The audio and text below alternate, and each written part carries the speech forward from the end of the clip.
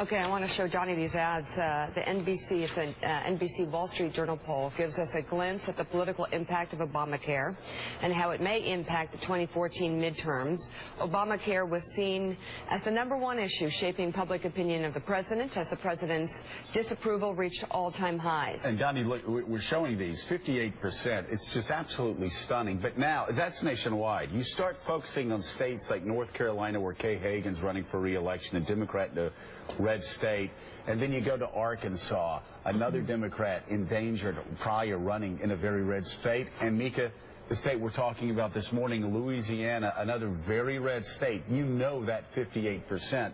It's probably much, much higher, and that's causing Democrats that are trying to get reelected in 2014 big problems. That is this at this at this moment. Democratic Senator Mary Landrieu up for re-election in the red state of Louisiana, where President Obama got just 40% of the vote.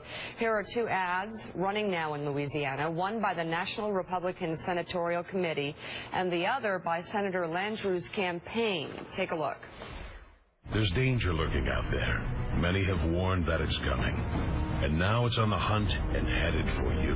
At least 80,000 people statewide will not be able to keep their current insurance because of the federal health care overhaul. Louisianans are struggling because of Obamacare.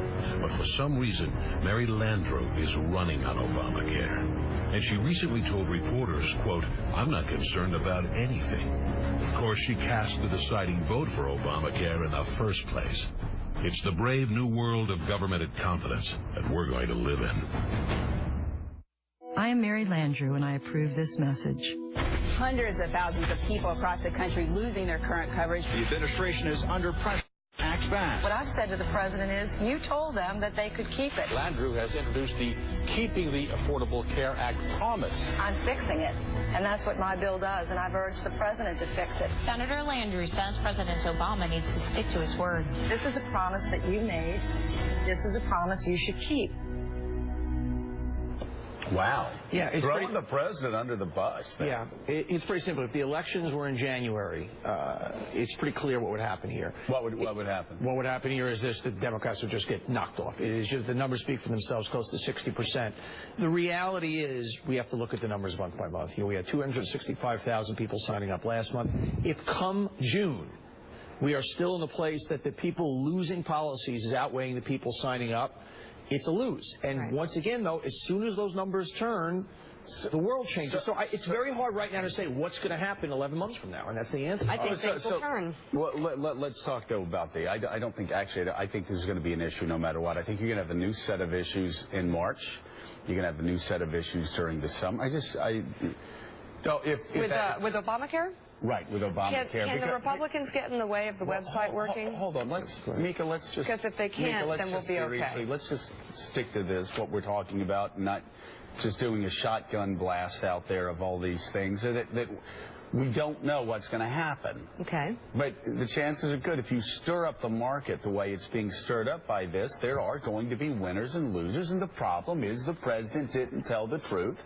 And Mary Landrieu's thrown her under the bus. That will be an issue in 2014, no matter what happens between now and 2014. So, Johnny, let's do what we are asking you to do here, and look at those two ads, and just let's say the election is in January. Judge those two ads. Oh, they're great. I mean, they're nasty, and they're right in your face. And, I mean, to literally...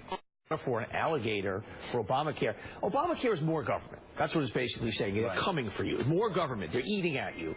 And, you know, it's a classic, nasty... What about the Mary Landrieu ad? How's that, though? Good response for... Yeah, I mean, it's your own response. Where she goes after the president. Does that work when you go after a president in your own party? That's all she could do. It's all you got to do. I actually do. She's got to go. Look, that's the issue. It is what it is. And once again, I believe the issue is not going to go away, to your point. I think we're still 11 months away in number. Even if the numbers do turn, I think, once again, the dotted line, Obamacare, meaning more government, forget the legislation itself, people don't want it. That's the issue. You know what the... I don't agree. You know what the... that's a shock to me. I'd like to say why. Okay. So I don't agree because I think that if they can get a lot of people signed up and continue on the trajectory of getting to their goal, that's also more people getting health insurance who couldn't get it ever before. I'm not done. Okay. And if there is more good news on the jobs front, and we can get 6 as the first number, I think things could really turn around for the president. I want to go back to the healthcare numbers. They've got to win by 2 touchdowns. You know, anecdotally, you can always spin it both ways, unless it is such a clear, decisive turn as far as the legislation working. I think selling against it is a much easier sell than selling for it when you have numbers to justify on both sides. So you know what the killer line here is, Donnie? And everybody that ran in 1994 was able to use this line against their Democratic congressman or congresswoman in the House. They cast the deciding vote.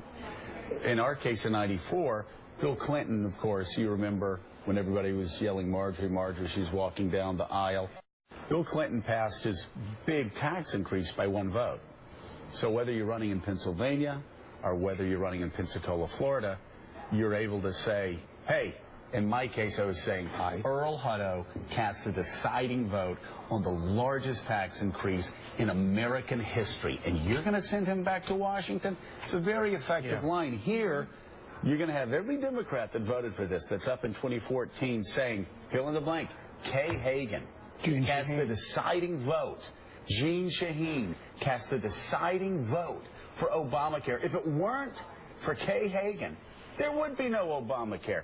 If it weren't for Mary Landrieu, that is such a devastating, powerful argument. And Mike Barnacle, they've got it with every single Democrat because it passed by 1 vote. They do right now on December the 12th, 2013. But August 14th, 2014, what if the opponent, the Democrat, says, I did cast the deciding vote, and that's why young Willie Geist has health insurance and has been able to get his prescription costs cut, he's able to get his cancer treated, he's never had health care before, and here he is. The problem is, the problem is she supported it, and now she's running from it. Can you run back to it if it turns it's like you're towing that line? Mitt Romney did, and that worked out for him. Not really. He went back and forth on a lot of issues. And he well, won. one of the things in talking with Mary Landrieu day to day is she will say she's not running from the health care law, but she wants to fix it. She does believe that in the state of Louisiana there are a lot of people who will be potentially helped by it. But I think the subtext here is also this idea of being willing to stand up to your party and trying to fix things. Voters hate the fact that too many in Congress are viewed as just sort of going along and not trying to actually get something done. So the fix-it idea, I think, is kind of a lesser point in but one that does sort of stand a bit of time, even if the exchanges do improve in their accessibility and the people sign up. The fix-it idea, I think, has some legs for a Democrat who is trying to be seen as not hiding but trying to do something. And she really is taking on Harry Reid privately and trying to push this sort of thing. I'm not sure she'll be successful in making big changes, but she has been willing to mix it up. And if you remember Blanche Lincoln, a friend of this program, she lost her race because of that same idea, this was in 2010, about being a deciding vote. So Democrats have lots of evidence of how being attached to the health care law can be politically perilous in these red states. It could be I mean, it will be, what a historical, it'll be a historical moment if the 2014 election, Barack Obama's second midterm election, is decided on the same issue that his first midterm election was. And TBD.